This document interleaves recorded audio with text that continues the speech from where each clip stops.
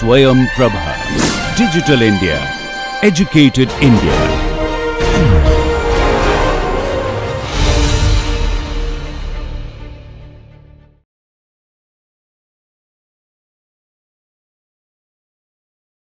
நமஸ்தே. நாம் முந்தைய வகுப்பில் கொடுக்கப்பட்டுள்ள டிஃபரன்ஷியல் ஈக்குவேஷன் mdx + ndy = 0 என்றால் அது எக்ஸாக்ட் டிஃபரன்ஷியல் ஈக்குவேஷனாக இருந்தால் அதை டோட்டல் டெரிவேட்டிவ் ஆஃப் u = 0 என்று எழுத முடியும். அதில் u என்பது a function of x and y and u = a constant என்பது கொடுக்கப்பட்டுள்ள டிஃபரன்ஷியல் ஈக்குவேஷனின் பொது தீர்வு ஆகும் என்று பார்த்தோம். அதுவே இந்த கொடுக்கப்பட்டுள்ள டிஃபரன்ஷியல் ஈக்குவேஷன் mdx + ndy = 0 என்பது எக்ஸாக்ட் டிஃபரன்ஷியல் ஈக்குவேஷனாக இல்லை என்றால் அப்பொழுது ஒரு இன்டகிரேட்டிங் ஃபேக்டர் இருக்கிறதா என்று பார்த்து அந்த இன்டகிரேட்டிங் ஃபேக்டரால் இந்த டிஃபரன்ஷியல் ஈக்குவேஷனை மல்டிப்ளை செய்தால் பின்னர் அந்த டிஃபரன்ஷியல் ஈக்குவேஷனை நம்மால் du = 0 என்று எழுத முடிந்தது. அதாவது நம்மால் கொடுக்கப்பட்டுள்ள டிஃபரன்ஷியல் ஈக்குவேஷனை இன்டகிரேட்டிங் ஃபேக்டரால் பெருக்கின பிறகு ஒரு எக்ஸாக்ட் ஃபார்முக்கு கொண்டு வர முடிந்தது. அதிலிருந்து u(x, y) = a constant என்று எழுதி கொடுக்கப்பட்டுள்ள டிஃபரன்ஷியல் ஈக்குவேஷனின் பொது தீர்வு என்ன என்று கண்டுபிடித்தோம். இங்கும் u(x, y) என்பது ஒரு டிஃபரன்ஷியபிள் ஃபங்க்ஷனாக எடுத்துக்கொண்டோம். பின்னர் பார்த்தோம் ஒரு உதாரணத்தை, அதாவது ஒரு -y dx + x dy = 0 என்ற டிஃபரன்ஷியல் ஈக்குவேஷனை எடுத்துக்கொண்டோம். இது mdx + ndy = 0 என்ற அமைப்பில் உள்ளது. இதில் m = -y, n = x என்றாகிறது. அதனால் நிபந்தனை எக்ஸாக்ட் டிஃபரன்ஷியல் ஈக்குவேஷன்கள் நிச்சயம் சாட்டிஸ்ஃபை பண்ணக்கூடிய நிபந்தனை my = nx என்பதாகும். அதை இந்த டிஃபரன்ஷியல் ஈக்குவேஷன் நிறைவேற்றுகிறதா என்று பார்த்தால் my -1 என்று வந்தது, nx1 என்று வந்தது. அதனால் இந்த டிஃபரன்ஷியல் ஈக்குவேஷன் அந்த நிபந்தனையை நிறைவேற்றவில்லை என்பதை பார்த்து இது நாட் எக்ஸாக்ட் என்று தீர்மானித்தோம். ஆனால் இந்த டிஃபரன்ஷியல் ஈக்குவேஷனை 1/x² ஆல் பெருக்கின பிறகு நம்மால் அதை d of a function u என்று எழுத முடிந்தது. அதனால் u = a constant அதனுடைய பொது தீர்வு என்று தீர்மானிக்க முடிந்தது. அப்பொழுது சொன்னோம் இந்த இன்டகிரேட்டிங் ஃபேக்டர் என்பது a function of x ஆக இருக்கிறது என்று. அதை தொடர்ந்து நாம் சொன்னோம் கொடுக்கப்பட்டுள்ள டிஃபரன்ஷியல் ஈக்குவேஷனை 1/y² ஆல் பெருக்கினாலும் நம்மால் அதை total derivative of a function v where v is differentiable என்று காமிக்க முடிந்தது. அதிலிருந்து v = a constant என்பது கொடுக்கப்பட்டுள்ள டிஃபரன்ஷியல் ஈக்குவேஷனின் பொது தீர்வு என்பது தெரிந்தது. இதிலிருந்து நமக்கு 1/y² என்பதும் ஒரு integrating factor for the same differential equation என்பது தெரிந்தது. மற்றும் நாம் கூறினோம் இந்த டிஃபரன்ஷியல் ஈக்குவேஷனை 1/xy என்பதால் பெருக்கினாலும் நம்மால் இதை dw = 0 என்று எழுத முடியும். அதிலிருந்து w(x, y) = a constant என்பது பொது தீர்வு என்று தீர்மானித்தோம். இங்கு இந்த காரணியை பார்த்தால் அது x, y என்று சார்ந்து இருக்கிறது. இதிலிருந்து நமக்கு என்ன தெரிகிறது என்றால் integrating factor for a differential equation which is not exact என்பது x-ஐ மட்டும் சார்ந்திருக்கலாம், y-ஐ மட்டும் சார்ந்திருக்கலாம், அல்லது x, y என்றையும் சார்ந்திருக்கலாம். அதை தவிர நமக்கு என்ன தெரிகிறது என்றால், ஒரு டிஃபரன்ஷியல் ஈக்குவேஷனுக்கு இன்டகிரேட்டிங் ஃபேக்டர் என்பது இருந்தால் அது ஒன்றிற்கு மேற்பட்டதாகவும் இருக்கலாம். அப்படி கண்டுபிடிக்க முடிந்தால் அந்த இன்டகிரேட்டிங் ஃபேக்டரை கொண்டு டிஃபரன்ஷியல் ஈக்குவேஷனை மல்டிப்ளை பண்ணும் பொழுது அந்த டிஃபரன்ஷியல் ஈக்குவேஷனை எக்ஸாக்ட் டிஃபரன்ஷியல் ஈக்குவேஷனின் அமைப்பிற்கு கொண்டு வர முடியும். அதிலிருந்து அதன் பொது தீர்வை தீர்மானிக்க முடியும் என்பதை தான் நாம் போன வகுப்பில் கற்றோம். ஆனால் நமக்கு எப்படி அந்த இன்டகிரேட்டிங் ஃபேக்டர் கண்டுபிடிப்பது என்பது தெரியாது. இந்த வகுப்பில் இந்த இன்டகிரேட்டிங் ஃபேக்டர் கண்டுபிடிக்கும் வழிமுறைகளை கற்போம். அதனால் நம் பொதுவாக ஒரு இன்டகிரேட்டிங் ஃபேக்டர் என்பது a function of x, y என்று இருப்பதாக எடுத்துக்கொள்வோம். So f of x, y என்பது கொடுக்கப்பட்டுள்ள டிஃபரன்ஷியல் ஈக்குவேஷன் mdx + ndy = 0 என்பதற்கு இன்டகிரேட்டிங் ஃபேக்டராக இருந்தால் எப்பொழுது அதை தீர்மானிக்க வேண்டும்? கொடுக்கப்பட்டுள்ள டிஃபரன்ஷியல் ஈக்குவேஷன் நாட் எக்ஸாக்ட் என்று நாம் தீர்மானித்த பிறகு ஒரு இன்டகிரேட்டிங் ஃபேக்டர் இருக்கிறதா என்பதை பார்க்க வேண்டும். அப்பொழுது இருக்கிறது என்று வைத்துக்கொண்டு அதை ஃபங்க்ஷன் ஆஃப் x, y என்று எடுத்துக்கொண்டு அதை கண்டுபிடிக்க முடியுமா, எப்படி கண்டுபிடிப்பது என்பதைத்தான் பார்க்க போகிறோம். அப்படி என்றால் f of x, y கொண்டு இந்த டிஃபரன்ஷியல் ஈக்குவேஷனை பெருக்கினால் இந்த டிஃபரன்ஷியல் ஈக்குவேஷன் எக்ஸாக்ட் ஃபார்மிற்கு வரும் என்பது அர்த்தம். அதனால் f of x, y m of x, y dx plus f of x, y n of x, y dy = 0 என்பது எக்ஸாக்ட் டிஃபரன்ஷியல் ஈக்குவேஷன் ஆகிறது. இதை பார்த்தால் இதற்கும் அமைப்பு m1 of x, y dx plus n1 of x, y dy = 0 என்ற அமைப்பில் இருக்கிறது. இதில் m1 of x, y என்பது f into m, n1 of x, y என்பது f into n என்று ஆகிறது. ஆனால் இந்த டிஃபரன்ஷியல் ஈக்குவேஷன் நமக்கு எக்ஸாக்ட் டிஃபரன்ஷியல் ஈக்குவேஷனாக இருக்கும் என்பது தெரிவதனால் அந்த நிபந்தனை நிச்சயம் நிறைவேற்றப்பட வேண்டும். என்ன நிபந்தனை?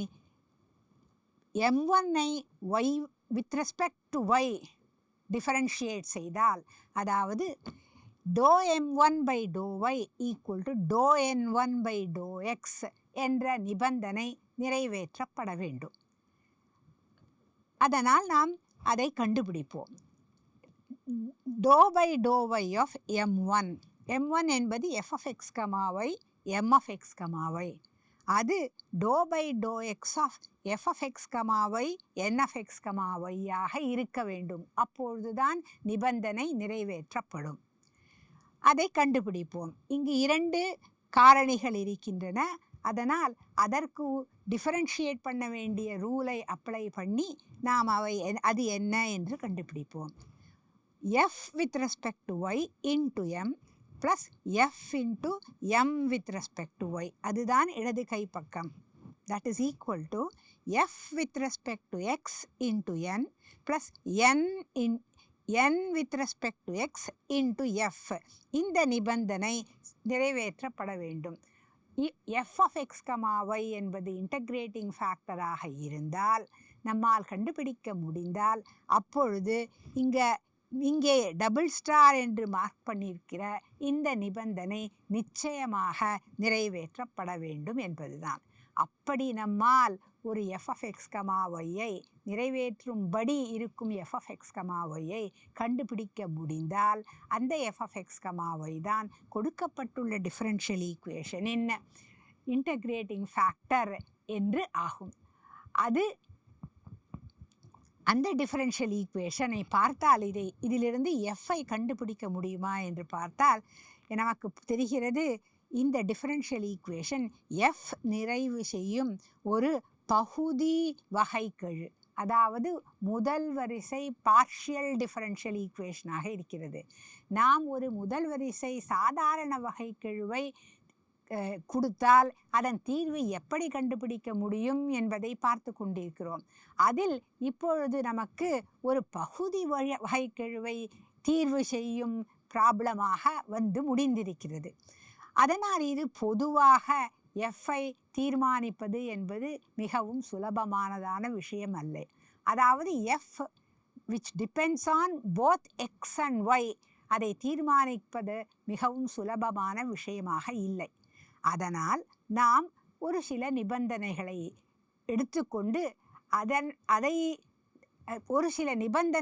எடுத்துக்கொண்டு அதை நிறைவேற்ற முடியுமா என்பதை பார்ப்போம். முதலாவதாக எஃப் என்பது எக்ஸை மட்டும் சார்ந்த ஒரு இன்டகிரேட்டிங் ஃபேக்டர் என்று எடுத்துக்கொள்ளலாம். அப்பொழுது நம்மால் எஃப் ஆஃப் எக்ஸ் என்பதை கண்டுபிடிக்க முடியுமா என்பதை கண்டுபிடிக்கலாம். எஃப் ஆஃப் எக்ஸ் என்பதாக இருந்தால் எஃப் எக்ஸை மட்டும் சார்ந்திருக்கிறது. அதனால் அதனுடைய partial derivative with respect to Y என்பது 0 ஆகும். அதனால் இந்த ஈக்குவேஷன் டபுள் ஸ்டாரில் F with respect to Y என்பது 0 ஆகிவிடும். அப்படி ஆகும் பொழுது நமக்கு அந்த differential equation f into my equal to fx into n plus f into nx என்று கிடைக்கிறது. அதாவது fmy is equal to fx into n plus f into nx என்று கிடைக்கிறது. இதை நாம் f into my minus nx is equal to fx into n என்று எழுதலாம். அதனால் my minus nx divided by n is equal to fx by f. வலதுபுறத்தை பார்த்தால் f xஐ மட்டும் சார்ந்து இருக்கிறது. அதனால் fx என்பதும் xஐ மட்டும் சார்ந்திருக்கும். அதனால் வலதுபுறத்தில் இருக்கும் fx by f என்பது xஐ மட்டும் சார்ந்திருக்கிறது. இதனால் இடது கை புறம் நாம் கண்டுபிடித்தோம் என்றால் my minus nx by n என்பது xஐ மட்டும் சார்ந்திருந்தால் இந்த டிஃபரன்ஷியல் ஈக்குவேஷன் ட்ரிபிள் ஸ்டார் என்பது ஒரு வேரியபிள் செப்பரபிள் டிஃபரன்ஷியல் ஈக்குவேஷனாக ஆகிவிடும்.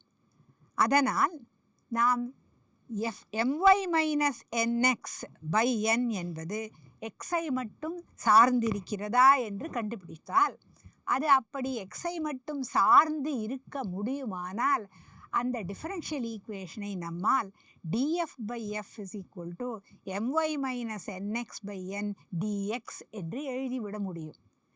அதனால் இது வேரியபிள் செப்பரபிள் டைப் டிஃபரன்ஷியல் ஈக்குவேஷனாக மாறிவிடுகிறது. இதை இரண்டு புறமும் முறையே இன்டகிரேட் செய்தால் நமக்கு log mod f is equal to integral my minus nx by n into dx.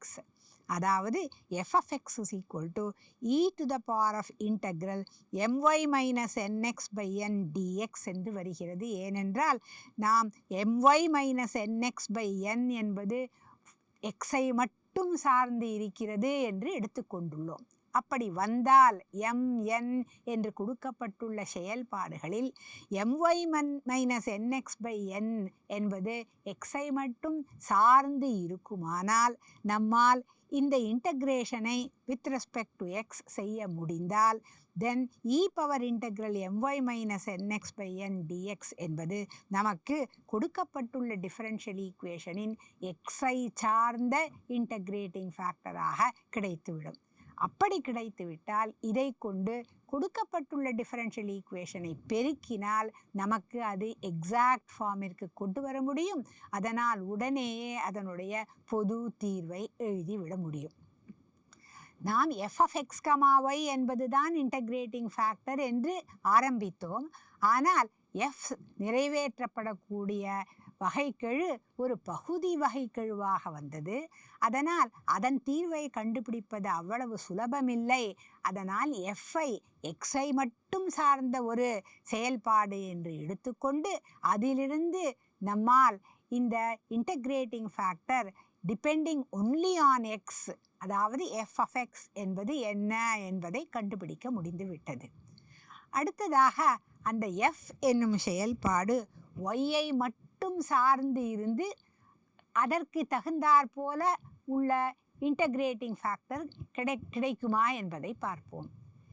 f yஐ மட்டும் சார்ந்து இருந்தால் அந்த fஐ x with respect to x differentiate பண்ணினால் அது 0. அதனால் f with respect to x 0வாக இருக்கும். அதை நாம் உபயோகப்படுத்தினால் நமக்கு fy into m plus f into my equal to f into nx என்று கிடைக்கும். ஏனெனில் fx என்பது 0. f is a function of y alone. y-ஐ மட்டும் சார்ந்த செயல்பாடு f என்று எடுத்துக்கொண்டிருக்கிறோம். இந்த டிஃபரன்ஷியல் ஈக்குவேஷனை நாம் fy into m is equal to f into nx minus my என்று எழுதலாம். மேலும் அதை fy by f is equal to nx minus my divided by m என்று எழுதலாம். இப்பொழுது பார்த்தால் இந்த வலது புறத்தில் இருக்கும் nx minus my by m என்பது y-ஐ மட்டும் சார்ந்து இருக்குமானால் nm என்ற செயல்பாடுகள் nx minus my by m என்பதை y-ஐ மட்டும் சார்ந்து இருப்பது போல் கொடுத்தால் அப்பொழுது nx minus my by m is equal to fy by f என்பது ஒரு வேரியபிள் செப்பரபிள் டிஃபரன்ஷியல் ஈக்குவேஷனாக விடுகிறது.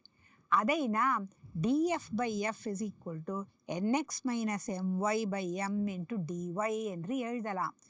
இப்பொழுது இரண்டு பக்கங்களையும் முறையாக இன்டகிரேட் செய்தால் நமக்கு log mod f is equal to integral nx minus my by m dy என்று கிடைக்கிறது. அதனால் f of y is equal to e power integral nx minus my by m into dy என்று இன்டகிரேட்டிங் ஃபேக்டர் y-ஐ மட்டும் சார்ந்த integrating factor கிடைக்கிறது.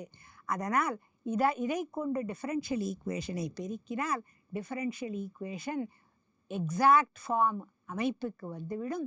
பின்னர் அதன் தீர்வை நம்மால் கண்டுபிடிக்க முடியும். இந்த வழிமுறைகளை பின்பற்றி கொடுக்கப்பட்டுள்ள டிஃபரன்ஷியல் ஈக்குவேஷனுக்கு எக்ஸை மட்டும் சார்ந்த இன்டகிரேட்டிங் ஃபேக்டரோ அல்லது ஒய்யை மட்டும் சார்ந்த இன்டகிரேட்டிங் ஃபேக்டரோ இருக்கிறதா என்பதை கண்டுபிடித்து அதனால் முறையே டிஃபரன்ஷியல் ஈக்குவேஷனை பெருக்கி அதனால் கிடைக்கும் பொது தீர்வு என்ன என்பதை பார்ப்போம். இதை சில உதாரணங்களின் மூலம் விளக்கலாம். முதலாவதாக 2x square plus y plus x square y minus x into y prime equal to 0 என்ற டிஃபரன்ஷியல் ஈக்குவேஷனை எடுத்துக்கொள்வோம். இதை m dx plus n dy equal to 0 என்ற முறையில் எழுத முடியும். ஏனென்றால் y prime என்பது dy by dx. அதனால் 2x square plus y into dx plus x square y minus x into dy equal to 0 என்று m dx plus n dy equal to 0 என்ற differential ஈக்குவேஷனின் அமைப்பில் எழுத முடியும். இதில் m என்பது 2x square plus y. அதனால் my equal to 1 என்று வருகிறது. n என்பது x square y minus x. அதனால் nx is equal to 2xy minus 1 என்று வருகிறது. அதனால் my is not equal to nx. எக்ஸாக்டாக ஒரு டிஃபரன்ஷியல் ஈக்குவேஷன் இருக்க வேண்டுமானால் நிறைவேற்றப்படக்கூடிய நிபந்தனையை கொடுக்கப்பட்டுள்ள டிஃபரன்ஷியல் ஈக்குவேஷன் நிறைவேற்றவில்லை. my is not equal to nx என்ற காரணத்தினால். அதனால் differential equation is not exact என்று வருகிறது. அதனால் இதற்கு ஒரு இன்டகிரேட்டிங் ஃபேக்டரை கண்டுபிடித்து இதை எக்ஸாக்ட் டிஃபரன்ஷியல் ஈக்குவேஷனாக மாற்றி பின்னர் பொது தீர்வை கண்டுபிடிக்கலாமா என்பதை பார்க்க வேண்டும். அதனால் இதற்கு எக்ஸை மட்டும் சார்ந்த இன்டகிரேட்டிங் ஃபேக்டர் கண்டுபிடிக்க முடியுமா அல்லது ஒய்யை மட்டும் சார்ந்த இன்டகிரேட்டிங் ஃபேக்டரை கண்டுபிடிக்க முடியுமா என்பதை நாம் இப்பொழுது பார்க்க போகிறோம். அதனால் my minus nx by n என்பது என்ன என்று கண்டுபிடிக்கலாம். my என்பது 1 மைனஸ் nx என்பது 2xy minus 1 divided by n என்பது x square y minus x. இதை சிம்பிளிஃபை செய்தால் 1 plus 1 2 minus 2xy by டினாமினேட்டரை x into xy minus 1 என்று எழுதலாம். நியூமரேட்டரில் 2 என்ற காரணியை பொதுவாக எடுத்துக்கொண்டு 2 into 1 minus xy by x into xy minus 1 என்று எழுதினால் இந்த 1 minus xy xy மைனஸ் ஒன்னுடன் கேன்சல் ஆகி -1 என்று கொடுக்கும். அதனால் இந்த எக்ஸ்பிரஷனை -2/x என்று எழுதலாம். அதனால் நமக்கு என்ன தெரிகிறது? my மைனஸ் nx/n என்பது -2/x என்று இருப்பதனால் அது xஐ மட்டும் சார்ந்து இருக்கிறது என்பது தெரிகிறது. உடனே இதனால் நாம் தீர்மானித்து விடலாம், ஒரு xஐ மட்டும் சார்ந்த இன்டகிரேஷன் ஃபேக்டரை கண்டுபிடிக்க முடியும் என்பதை.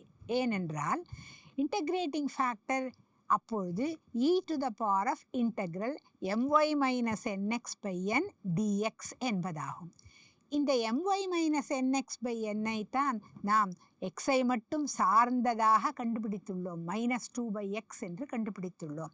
அதனால் my minus nx/n என்பதற்கு பதிலாக -2/x என்று எழுதினால் நமக்கு integrating factor e to the power of minus integral 2/x dx என்று ஆகும். இதை இன்டகிரேட் செய்தால் அது e power -2 log x, simplify செய்தால் அது 1/x² என்று வரும். அதாவது இன்டகிரேட்டிங் ஃபேக்டர் f(x) என்பது xஐ மட்டும் சார்ந்த ஒரு செயல்பாடாக வந்துள்ளது. அதனால் கொடுக்கப்பட்டுள்ள டிஃபரன்ஷியல் ஈக்குவேஷனை 1/x² என்ற காரணியால் பெருக்கலாம். பெருக்கினால் நமக்கு 1/x² into 2x² plus y dx plus 1/x² into x² y minus x into dy equal to 0 என்று வருகிறது. இதனுடைய அமைப்பு நமக்கு m1 into dx plus n1 into dy equal to 0 என்று ஆகிறது. அதில் m1 என்பது இதை சிம்பிளிஃபை செய்தால் 2x²/x² 2 plus y divided by x². So 2 plus y by x² equal to m1 என்று கிடைக்கிறது. அதேபோல் n1 என்பது x²y by x² that is y minus x by x² that is -1/x. அதனால் y minus 1/x என்பது n1 ஆக கிடைக்கிறது. அதனால் இந்த differential equation m1 dx plus n1 dy equal to 0 என்று ஆகிறது. நமக்கு தெரியும் இது எக்ஸாக்ட் டிஃபரன்ஷியல் ஈக்குவேஷனாக தான் மாறும் என்று. ஆனாலும் நாம் ஒரு முறை செக் செய்து கொள்வது நல்லது. அதனால் அந்த நிபந்தனை நிறைவேற்றப்படுகிறதா என்பதை பார்ப்போம். அதனால் m1 with respect to y கண்டுபிடித்தால் m1 with respect to y 1/x² என்று வரும். n1 with respect to x derivative of -1/x with respect to x அது minus of -1/x², அதாவது +1/x² என்று கிடைக்கும். இதிலிருந்து நமக்கு m1y equal to n1x என்பது கிடைக்கிறது. இதிலிருந்து நிபந்தனை நிறைவேற்றப்பட்டு விடுகிறது என்பது தெரிகிறது. அதனால் m1 dx plus n1 dy equal to 0 என்ற differential equation exact differential equation என்பது தெளிவாகிறது. அப்படி என்றால் என்ன அர்த்தம்? ஒரு differential equation exact differential equation என்றால் என்ன அர்த்தம்? ஒரு செயல்பாடு u(x, y) என்பது இருக்கிறது, அது டிஃபரன்ஷியபிளாக இருக்கிறது. எப்படி இருக்கிறது என்றால் ΔU/Δx is equal to m1 என்று இருக்கும், ΔU/Δy n1 என்று இருக்கும். அதுதான் m1 dx plus n1 dy equal to 0 என்ற டிஃபரன்ஷியல் ஈக்குவேஷன் எக்ஸாக்ட் டிஃபரன்ஷியல் ஈக்குவேஷனாக இருக்கிறது என்பதன் வரையறை. அதை கொண்டு நாம் ΔU/Δx is equal to m1 என்பது 2 plus y by x², ΔU/Δy என்பது y minus 1/x. இதை வைத்து கொண்டு u என்ற டிஃபரன்ஷியபிள் ஃபங்க்ஷனை நாம் இப்பொழுது கண்டுபிடிக்க வேண்டும். கண்டுபிடித்தால் u(x, y) equal to constant என்பது கொடுக்கப்பட்டுள்ள டிஃபரன்ஷியல் ஈக்குவேஷனின் பொது தீர்வாக நமக்கு கிடைக்கும். நாம் ΔU/Δy is equal to y minus 1/x என்பதை எடுத்துக்கொள்ளலாம். அதனால் இரண்டு புறமும் with respect to y integrate செய்யலாம். இடது புறத்தை with respect to y integrate செய்தால் நமக்கு u is equal to வலது புறத்தை இன்டகிரேட் செய்தால் y²/2 minus 1/x into y plus நாம் இப்பொழுது ஒரு xஐ சார்ந்த செயல்பாட்டை இதனுடன் கூட்ட வேண்டும். ஏனென்றால் நாம் ஒரு பகுதி வகைக்கெழுவை தீர்வு கண்டுபிடிக்கிறோம். அதனால் u is equal to y square by 2 minus y by x plus a function h of x என்பது வரும் u என்பதற்கு. இந்த h of x என்பது நமக்கு தெரியாது, இதை கண்டுபிடிக்க வேண்டும். எப்படி கண்டுபிடிக்க வேண்டும்? இந்த கிடைத்த u என்பதை with respect to x differentiate பண்ணினால் அது நமக்கு m1 ஆக இருக்க வேண்டும். அதுதான் நிபந்தனை. கொடுக்கப்பட்டுள்ள u என்பதை with respect to x differentiate செய்யலாம். செய்தால் ux is equal to இங்கிருந்து y divided by x square, முதல் டேர்ம் y-ஐ மட்டும் சார்ந்திருக்கிறது, அதனால் with respect to x பண்ணினால் அது 0 என்று கிடைக்கும். இரண்டாவது term differentiate with respect to x பண்ணினால் நமக்கு 1 by x square into y என்று கிடைக்கும். இந்த h of x-ஐ டிஃபரன்ஷியேட் பண்ணினால் h dash of x, அதாவது dh by dx என்பது ஆகும். ஆனால் ux என்பது நமக்கு m1 ஆக இருக்க வேண்டும். அதாவது ux என்பது 2 plus y by x square ஆக இருக்க வேண்டும். அதனால் நாம் கண்டுபிடித்துள்ள ux என்பது 2 plus y by x square ஆக இருக்க வேண்டும். ஆனால் நமக்கு அது y by x square plus h dash of x என்று கிடைத்திருக்கிறது. அதனால் h dash of x என்பது 2 ஆக இருந்தால் நம்மால் இந்த h of x-ஐ கண்டுபிடிக்க முடியும். அப்பொழுதுதான் ux is equal to m1 என்ற சமன்பாடு நிறைவேற்றப்படும். அதனால் நமக்கு h dash of x is equal to 2 என்று கிடைக்கிறது. இதிலிருந்து h of x is equal to 2x plus a constant c1 என்று ஆகிறது. h of x தெரிந்துவிட்டால் இதை எடுத்து இங்கு சப்ஸ்டிடியூட் செய்தால் நமக்கு u என்ன என்பது தெரிந்துவிடும். u is equal to y square by 2 minus y by x plus h of x, which is 2x plus c1. அதனால் u of x comma y is equal to y square by 2 minus y by x plus 2x plus c1 என்று தெரிகிறது. அதனால் கொடுக்கப்பட்டுள்ள differential ஈக்குவேஷனின் பொது தீர்வு என்பது u of x comma y equal to a constant என்பதாகும். u என்பது இப்படி கிடைத்திருக்கிறது. அதனால் y square by 2 minus y by x plus 2x plus c1 equal to c2 என்பது பொது தீர்வு. ஆனால் c1ம் கான்ஸ்டண்ட்டாக இருப்பதால் நாம் c2 மைனஸ் c1 என்று எழுதி அதை ஒரு புது மாறிலியாக எழுதலாம், c என்ற மாறிலியாக எழுதலாம். அதனால் நமக்கு y square by 2 minus y by x plus 2x is equal to c நிலையான மாறிலியை உள்ளடக்கி இருக்கிறது. அதனால் இது first order differential equation m1 dx plus n1 dy equal to 0 என்பதின் பொது தீர்வு. அதுவே mdx plus ndy equal to 0 என்பதன் பொது தீர்வும் ஆகும் என்பதாகும். அதனால் கொடுக்கப்பட்டுள்ள டிஃபரன்ஷியல் ஈக்குவேஷனின் பொது தீர்வை நம்மால் கண்டுபிடிக்க முடிந்தது. மற்றும் ஒரு உதாரணத்தை பார்க்கலாம். கொடுக்கப்பட்டுள்ள டிஃபரன்ஷியல் ஈக்குவேஷன், இதில் y dx plus 2x minus y e power y dy equal to 0. இதுவும் mdx plus ndy equal to 0 என்ற மாதிரி இருக்கிறது. அதனால் m equal to y, n equal to 2x minus y e power y. my என்பது 1, nx என்பது 2, my is not equal to nx என்பது தெரிகிறது. அதனால் எக்ஸாக்டாக டிஃபரன்ஷியல் ஈக்குவேஷன் இருக்க வேண்டும் என்றால் my equal to nx என்ற நிபந்தனை நிறைவேற்றப்பட வேண்டும். இங்கு அது நடக்கவில்லை. அதனால் differential equation is not an exact differential equation. அதனால் நாம் my minus nx by m என்னவாகிறது என்று பார்க்கலாம். ஒருவேளை xஐ சார்ந்த இன்டகிரேட்டிங் ஃபேக்டரோ அல்லது yஐ சார்ந்த இன்டகிரேட்டிங் ஃபேக்டரையோ இதன் மூலம் நம்மால் கண்டுபிடிக்க இயலும். அதை தெரிந்து கொள்ளலாம். அதனால் my minus nx by m என்பது என்ன என்று பார்ப்போம். my is 1, nx என்பது 2, அதனால் 1 minus 2 by m என்பது y, அதனால் minus 1 by y. இது ஃபங்க்ஷன் ஆஃப் y alone, அதாவது yஐ மட்டும் இது சார்ந்திருக்கிறது என்பது தெரிகிறது. அதனால் நம்மால் இன்டகிரேட்டிங் ஃபேக்டர் yஐ மட்டும் சார்ந்த ஒன்று என்று தெரிகிறது. அதை கொண்டு அந்த எஃப் ஆஃப் ஒய்யை மட்டும் சார்ந்த இன்டகிரேட்டிங் ஃபேக்டரை கண்டுபிடிப்போம். அது e to the power of integral nx minus my by m integration with respect to y equal to e power integral 1 by y dy என்று ஆகும். அதை e power log y என்று எழுதி அது y என்று நமக்கு கிடைக்கிறது. அதிலிருந்து yயை சார்ந்த இன்டகிரேட்டிங் ஃபேக்டர் y என்று தெரிகிறது.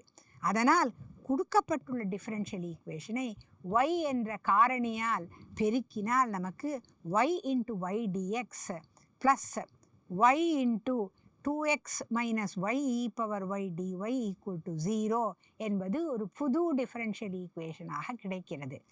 அதனுடைய அமைப்பு m1 dx plus n1 dy equal to 0 என்று இருக்கிறது. m1 என்பது y ஸ்கொயர், n1 என்பது 2xy minus y square e power y. அது எக்ஸாக்ட் டிஃபரன்ஷியலாக இருக்கிறதா என்று நாம் வெரிஃபை செய்து கொள்ளுகிறோம். m1y is 2y, n1x is again 2y. அதனால் m1y equal to n1x என்ற சமன்பாடு நிறைவேற்றப்படுகிறது. அதனால் m1 dx plus n1 dy equal to 0 என்பது எக்ஸாக்ட் டிஃபரன்ஷியல் ஈக்குவேஷன் ஆகிறது. அதனால் there exists a differentiable function u.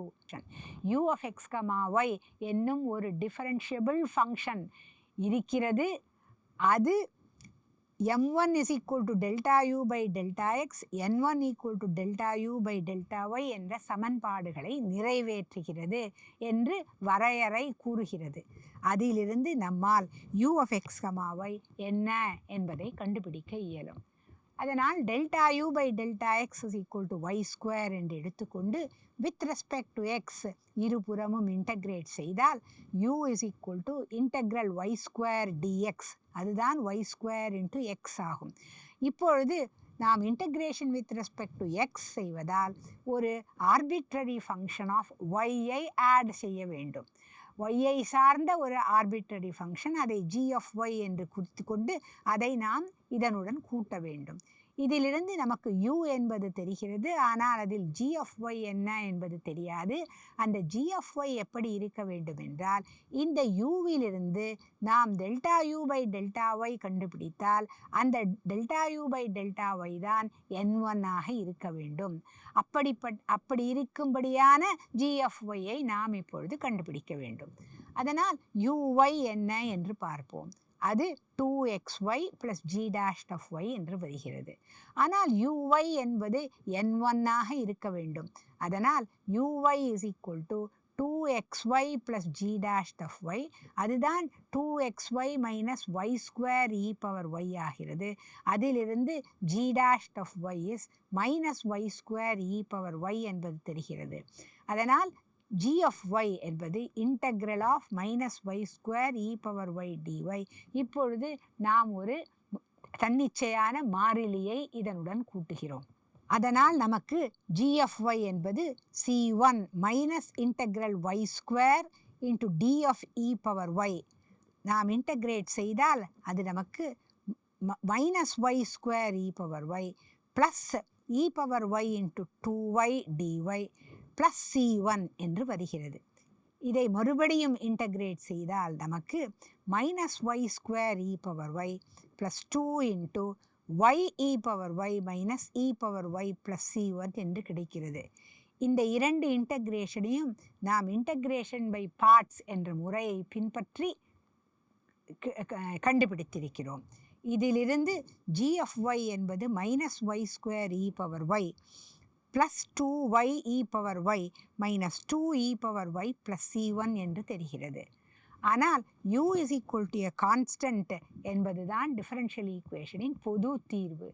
அதனால் u is equal to c2 என்பது ஒரு மாறிலி என்று எடுத்துக்கொண்டு அதை மற்றும் சிம்பிளிஃபை செய்து xy square plus e power y into minus y square plus 2y minus 2 equal to c என்பது ஒரு தன்னிச்சையான மாறிலி என்று எடுத்துக்கொண்டு டிஃபரன்ஷியல் ஈக்குவேஷனின் பொது தீர்வை இவ்வாறாக இங்கு கொடுத்திருக்கிறோம். இதுதான் ஒரு கொடுக்கப்பட்டுள்ள டிஃபரன்ஷியல் ஈக்குவேஷன் எக்ஸாக்ட் டிஃபரன்ஷியல் ஈக்குவேஷனாக இல்லாத இருக்கும் பட்சத்தில் அதற்கு இன்டகிரேட்டிங் ஃபேக்டர் இருக்கிறதா என்று கண்டுபிடிக்க வேண்டும். நாம் எக்ஸை சார்ந்த இன்டகிரேட்டிங் ஃபேக்டர் இருந்தாலோ அல்லது ஒய்யை சார்ந்த இன்டகிரேட்டிங் ஃபேக்டர் இருந்தாலோ அதை எப்படி தீர்மானிப்பது என்பதைத்தான் இந்த வகுப்பில் கற்றுக்கொண்டுள்ளோம். இதை தவிர XYயை சார்ந்த இன்டகிரேட்டிங் ஃபேக்டர் இருக்கலாம். அதை எப்படி தீர்மானிப்பது என்பது இந்த கோர்ஸிற்கு உட்பட்ட பாடம் இல்லை, நாம் எடுத்துக்கொள்ளவில்லை. அதனால் இந்த 2 வகையான இன்டகிரேட்டிங் ஃபேக்டர் எப்படி கண்டுபிடிப்பது என்பதை மட்டும் கற்றுக்கொண்டுள்ளோம். அதை பின்பற்றி இன்டகிரேட்டிங் ஃபேக்டர்ஸ் கண்டுபிடித்து கொடுக்கப்பட்டுள்ள டிஃபரன்ஷியல் ஈக்குவேஷனின் பொது தீர்வை எப்படி எழுதுவது என்று பார்த்தோம். இதேபோல் உள்ள சில கணக்குகள் பின்வருமாறு கொடுக்கப்பட்டுள்ளன பயிற்சிக்காக.